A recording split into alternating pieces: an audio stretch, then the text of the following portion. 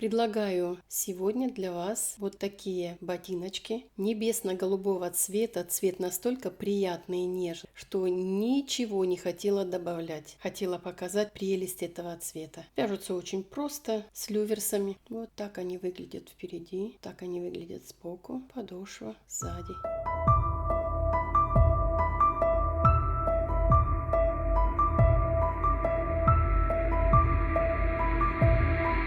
Здравствуйте, уважаемые подписчицы и гости моего канала. Предлагаю вам вот такую простую модель. Вяжутся очень просто. Вот выглядят по подошве. Спереди вот так красиво. Если вам нравится такая модель, оставайтесь вместе со мной и будем вязать вторую пинетку. А я начинаю. Немного о материале. Нитки вот такого голубого цвета. Они были меланжевые. Вот как вот эти. Или вот как вот эти. Это один и тот же изготовитель, но мне не захотелось меланжевые. Тем более они были ступенчатые меланжевые. Их очень тяжело вязать, особенно детские вещи. Поэтому я разъединила нить. Нить по-прежнему будет такой же толщины, как и в оригинале. Это значит 4 сложения будет пряжа. В 50 граммах 187 метров. 50% хлопок, 50% акрил. Крючок номер 2. Этим крючком я буду вязать полностью все изделие, начиная подошвой и заканчивая шнурком. Крючком меньшего размера использую тогда, когда мне нужно спрятать хвостики, затянутую петлю, например, если она очень тугая, то подхватить крючком меньшего размера. Ножницы. Появились в работе маркеры. Фетровая стелечка. Я вырезала ее под размер моего изделия. Где-то 2 мм толщина. Люверсы. Люверсы очень хорошего качества. Это Азенталя. Они никелированные. При стирке они не ржавеют. Я покупаю такие люверсы онлайн в Amazon, eBay можно купить. А люверсы на 4,1 здесь написано. Для установки таких люверсов мне понадобятся щипцы подходящего размера. Вязание своего изделия, своих пинеток я начинаю с подошв. У меня уже связаны 2 подошвы, и между ними будет располагаться фетровая прослоечка. Вот так, как слоеный пирог. Убираю 2 части и оставляю одну подошву, с которой я начну вязать свое изделие. Подошва у меня связана из 17 воздушных петель. По окончанию работы 72 петли. Внимание! Подошва у меня не симметричная, так как я начинаю ее вязать сбоку. Значит, вот с этой стороны, с начала вязания, количество петель будет меньше, чем с другой стороны. Теперь приступаю к вязанию бортика. Перед тем, как начать вязать основной бортик, я подготавливаю нулевой бортик. Этот бортик дает возможность при переходе с одной плоскости в другую плоскость под углом 90 градусов. Подошву располагаю изнаночной стороной к себе. Начинаю вязать с пятки. Ищу условную середину и с лицевой стороны вкалываю крючок в рядом стоящую петлю, вновь вкалываю в крючок и образовывается вот такой уголок. Нить в 4 сложения у меня, провязываю вместе.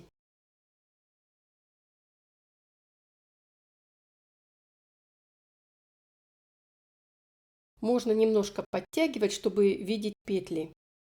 Теперь вторая петля будет у нас первой. Я вкалываю в крючок теперь в бывшую вторую, и теперь это первая петля, и в рядом стоящую петлю.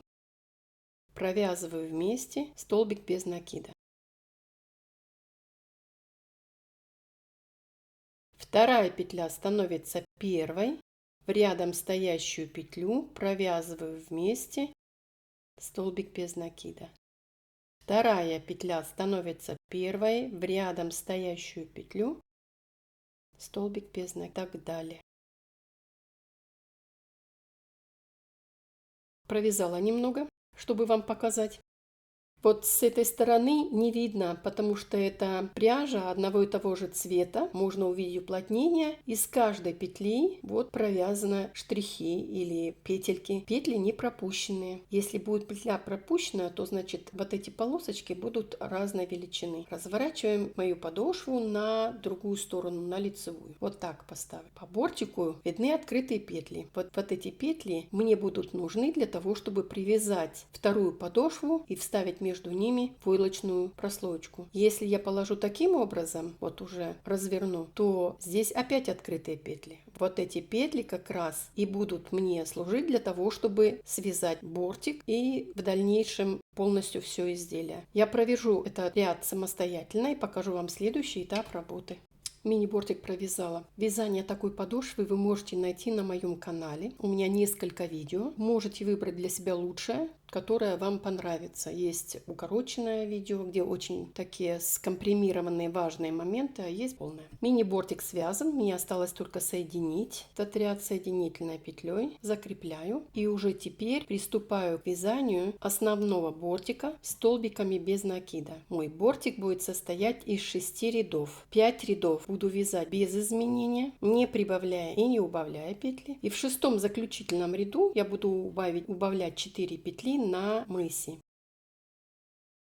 Вот так. Я провяжу эти 5 рядов самостоятельно и покажу вам последний заключительный 6 ряд. Я провязала 5 рядов, высоту без изменений и начала 6 заключительный ряд. Я уже начала его вязать, так как у меня будут убавления на мысе. Появились в работе маркеры. Маркерами я отметила центральные 20 петель. Маркеры в работе не участвуют. Это только центральные 20 петель. Продолжаю вязать. Мне осталось провязать несколько петель. Снимаю маркер, петлю под маркером провязываю столбиком без накида и со следующей петли я буду убавлять. За переднюю часть петли первый раз и в рядом стоящую петлю второй раз провязываю вместе столбиками без накида. Так мне нужно сделать 4 раза. Интервалом между убавлениями будет 4 петли. 1, 2, 3 и 4.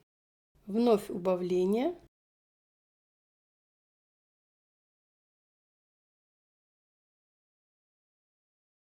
Столбик без накида. 2 убавления я уже сделала, мне осталось еще 2 и провязать до конца этот ряд. И бортик будет готов. Я провяжу это самостоятельно и покажу вам следующий этап работы. Провязала 6 заключительный ряд. Покажу, как я формирую последнюю петлю этого ряда. Разворачиваю с изнаночной стороны вязания. Пропускаю петельку, которую я оставила последнюю.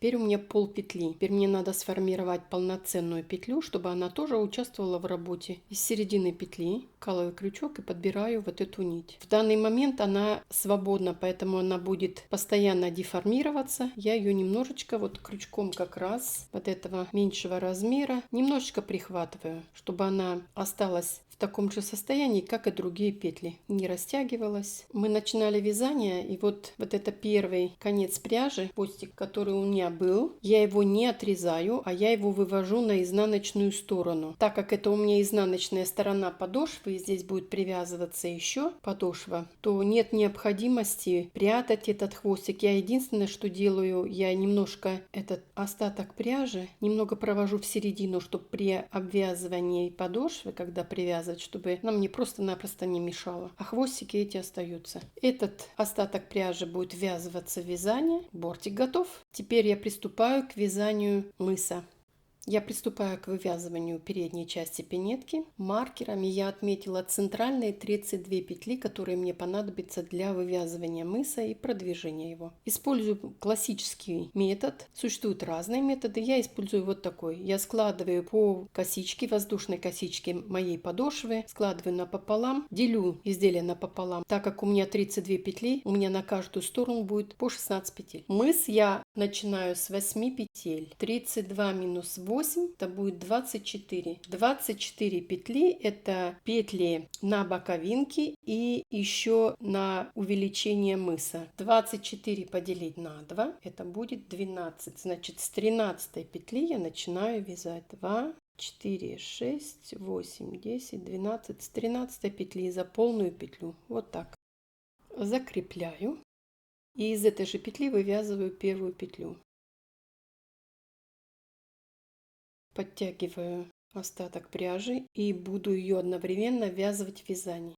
Первая петля, вторая, 7 и 8. Чтобы быть уверенной, что я на середине, я всегда проверяю с другой стороны. 2, 4, 6, 8, 10, 12. Все отлично. Продолжаю вязать. Следующие 2 петли соединительная. Первая соединительная петля и вторая соединительная петля. Без петли подъема разворачиваю вязание на изнаночную сторону. Нитью перекрываю первую петлю и начинаю вязать со второй петли. Вот она. Первую петлю перекрыла. Вот. 1, 2, 8. И вот появилась новая 9 петля.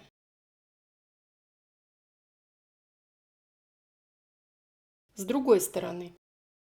Крючок завожу с лицевой стороны, вкалываю, подхватываю нить.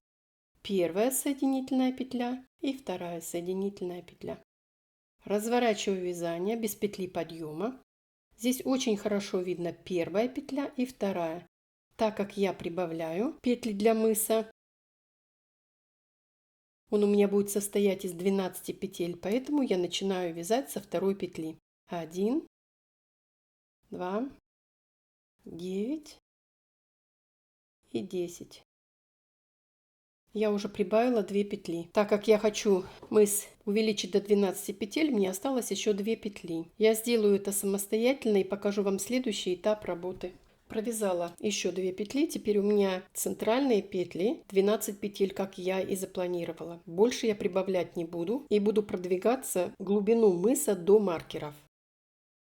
Также первая соединительная петля и вторая соединительная петля. Все по-прежнему без петли подъема. Разворачиваю вязание, нитью перекрываю первую петлю, вторую петлю пропускаю и начинаю вязать с третьей петли. 1, 2, 10, 11 и 12.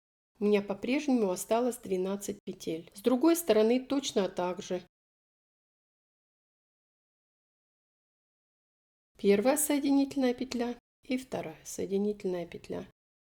Разворачиваю вязание. С этой стороны, с лицевой, хорошо видно. Первая, вторая и вот эта третья. 1, 2, 11 и 12. Уже потихоньку появляется наш мысик. До маркеров мне осталось еще 6 петель. 1, 2, 3, 4, 5, 6. С другой стороны точно так же. Я провяжу самостоятельно 2 ряда туда и обратно. И покажу вам, когда останутся с каждой стороны по 4 петли. Открытые 4 петли. Провязала еще 2 ряда, и у меня с каждой стороны осталось по 4 открытых петли, с этой и с другой стороны. Вяжется в принципе одинаково, но только я буду раскалывать петлю на 2 части и буду провязывать за заднюю часть петли. Первая соединительная петля и вторая соединительная петля. Разворачиваю вязание и по-прежнему из третьей петли начинаю провязывать. 11 и 12. Точно так же с этой стороны раскалываю петлю на 2 части, делаю раскол, первая соединительная петля и вторая соединительная петля. У меня образовывается с лицевой стороны половинки петель. Вот при вязании задней части моей пинетки мне эти петельки понадобятся. Эту операцию нужно повторить до того, пока закончатся все петли на маркерах. И я покажу вам следующий этап работы. Мысик готов. Продолжаю вязать. Теперь я буду вязать язычок. Язычок я хочу сделать на 2 петли шире. Он будет состоять теперь уже из 14 петель прямой. Как я прибавляю петли? Я прибавляю петли с первой петли и последняя петля я прибавлю, чтобы у меня было 14 петель. Мой язычок будет кривым и высота его будет составлять 22 ряда от начала вывязывания мыса или 11 пар. 1, 2, 3, 4, 5, 6. 6 Пар уже сделано, это уже 12 рядов сделано, и значит мне осталось еще 10 рядов. Так как язычок прямой, не представляется никакой сложности его вязать, поэтому я сделаю это самостоятельно и обвяжу его со всех сторон, чтобы он выглядел эстетически очень красиво, чтобы не было нигде шероховатостей или каких-то там впуклостей и выпуклостей. Я сделаю это самостоятельно. Язычок связан, я думаю, у вас не возникло никаких проблем. Прямой и от начала до конца 11 пар, 22 ряда. Теперь приступаю к задней части пинетки. Чтобы мне язычок не мешал, я его заверну и буду приступать вязать вот с этих половинок, которые мы оставили. Первую петлю я оставляю и начинаю вязать со второй, вот с этой. Закрепляю и из этой же петли формирую полноценную петлю. Подтягиваю остаток пряжи и буду одновременно ее ввязывать.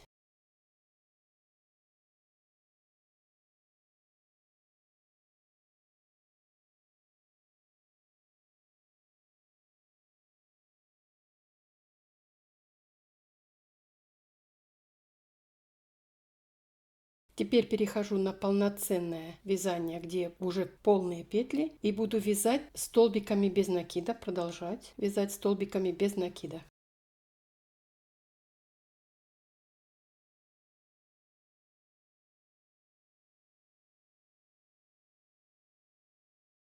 Вот так. Обратите внимание, теперь уже вытянуть этот язычок. Посмотрите, вот он запах. Он будет еще больше. Это происходит за счет вот этих половинок петель. Я провяжу этот ряд самостоятельно. Провяжу также с этой стороны 3 полупетли и покажу вам следующий этап работы. Я провязала первый ряд. С другой стороны также оставила последнюю петлю. Петля подъема. И приступаю к вязанию второго ряда. Первую петлю пропускаю. Вот эту. Вот она. И начинаю вязать со второй петли. Этим самым я хочу сделать небольшие скосы на боковинках.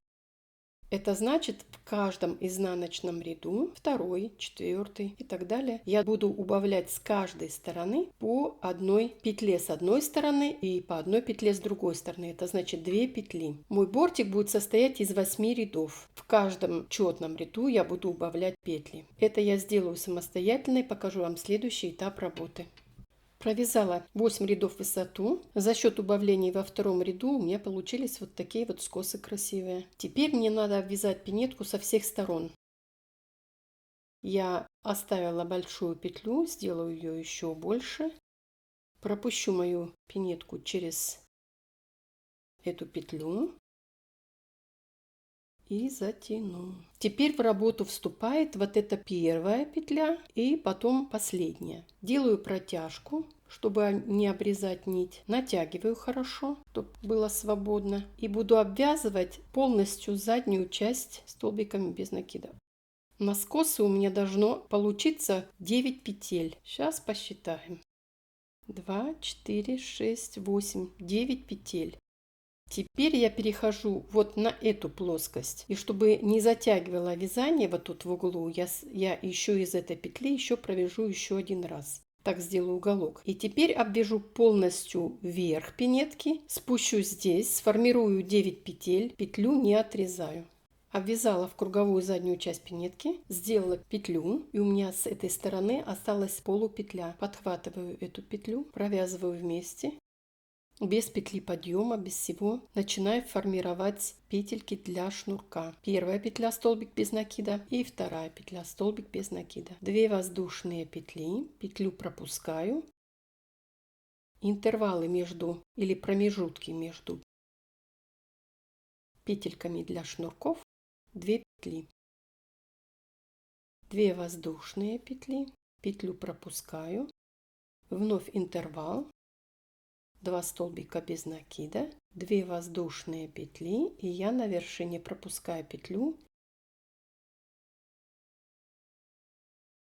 и опять провязываю полностью верхнюю часть пинетки, формирую с другой стороны петельки и нить не обрезаю. Покажу вам следующий этап работы. Я сформировала петельки с двух сторон, проверяю, чтобы они были на одном уровне и продолжаю вязать дальше. Я оставила вновь петлю и теперь буду укреплять свои петли, так как они еще рыхлые, 3 петельки. У меня свободных петель не осталось, поэтому я буду использовать самую первую полупетлю, с которой мы вязали. Вот она.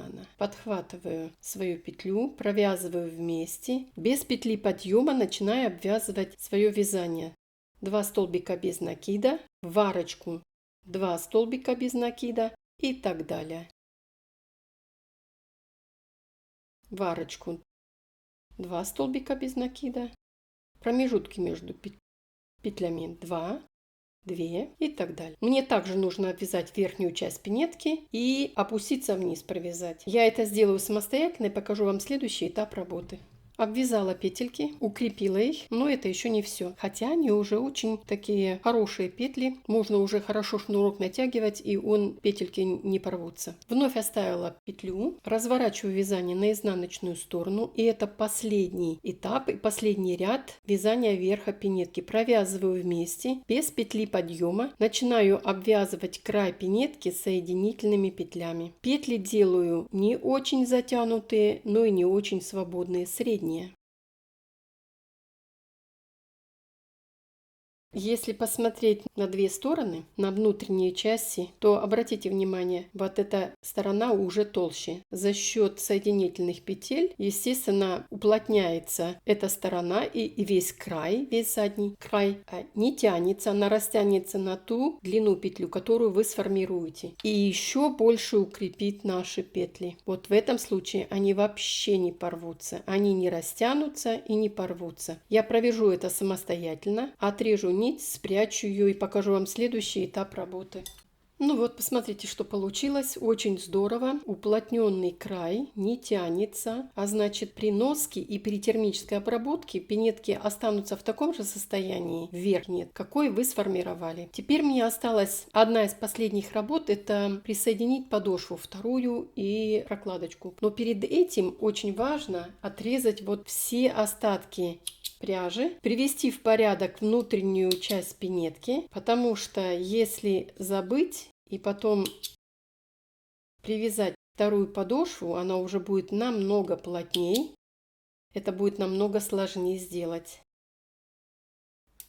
Вот эти хвостики я оставляю, потому что они привяжутся, и их вообще не будет видно, они спрячутся. Прикладываю подошву таким образом, чтобы она была по центру, не скошенная. Можно вот так наметить маркерами в нескольких местах и начинать обвязывать. Обвязывать я буду с внешней стороны, это получается со стороны ботиночка, соединительными петлями. Вот так. Сначала я это буду обвязывать 2 подошвы вместе, а потом уже вставлять вкладыш. Делать я это буду свободно, для того, чтобы дать 2 подошвам растянуться, так как они еще новые, видите, они тянутся в разные стороны, дать ей возможность растянуться. Посмотрите, образовывается очень красивая платформочка, она немножко увеличится за счет внутренней прослоечки. Я провяжу после закругления где-то, оставлю расстояние, покажу, как я делаю вкладыш и обвязываю его.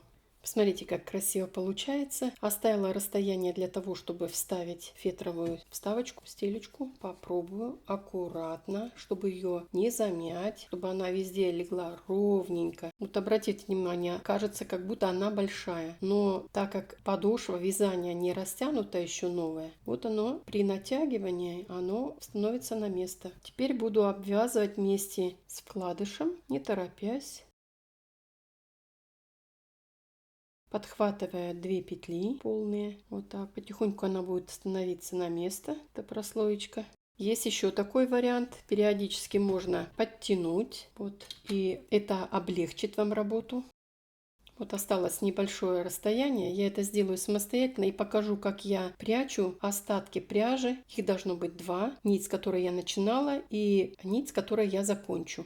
Подошва обвязана. Вот так расправляю ее. Вот таким образом, чтобы она встала на место. И вот у меня 2 хвостика. Выведу их в одну сторону и потом назад.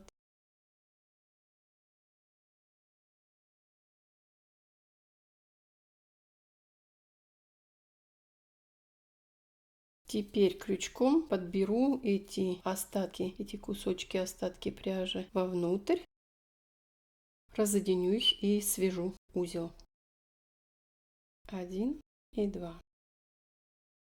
Остатки пряжи распределю между внутренней подошвой и фетровой стелечкой. Так. Втягиваю. Лишнее отрезаю. Расправляю. Ботиночек готов. Если у вас есть люверсы, то можете вставить люверсы. Если у вас их нет, посмотрите, как оформлены петли, как здорово они выглядят. За счет того, что мы обвязали сначала край, внутренний край, он стал ровный, петелька. И плюс здесь мы ее укрепили дважды. Поэтому при натяжении внутренняя часть останется ровной и будет со всех сторон очень красиво выглядеть. И с внутренней, и с внешней. Покажу, как вставляю люверсы. Вот эти люверсы, они с насечками на краю. Вот тут вот они хорошо расходятся и не ржавеют. Это качественные люверсы. Щипцами плоской стороной на плоскую сторону, выпуклой стороной на выпуклую сторону. Плотно прижимаю. Вот так они расходятся в разные стороны. Не царапают, ничего. Ну, качество. Вот так выглядят с люверсом. Конечно, это очень красиво, это эстетично, нарядно. Смотрится, как будто из магазина куплено. Конечно, это здорово. Но если их нет, ничего страшного в этом нет. Выглядит точно так же хорошо. Я видала обувь, которая без люверсов. Я это сделаю самостоятельно и покажу вам готовую пару. Но перед этим я покажу вам шнурок, сколько он сантиметров на 3 дырочки. Где-то 49-50 сантиметров. Шнурок я связала сама. На моем канале есть вязание шнурка. Я представила два вида. Плоский и кругленький. Полый я его называю. Мне вот полый шнурок больше нравится, потому что он очень красиво ложится. Плоский шнурок очень хорошо смотрится, когда петельки для шнурка больше. И, естественно, вот придает объем вот этот плоский шнурок. Мне это не подходит. А вы выбирайте сами. Итак, я вставлю люверсы полностью до конца и покажу вам готовую пару. Ну вот, пара готова. Вставила шнурок. Теперь не знаю, какой я делала давно, несколько дней тому назад, какой сейчас. Оба хорошо выглядят, оба одинаковые. Это очень приятно. Если вы были со мной, я думаю, у вас точно так же хорошо получилось, как у меня. Я довольна результатом. Я желаю вам всего хорошего. Хорошего настроения. Не отчаивайтесь, если у вас что-то не получилось. Вяжите в удовольствие, дарите свои изделия друзьям, товарищам или вяжите для своих внуков, для своих детей, для своих племянников. До свидания. До новых встреч!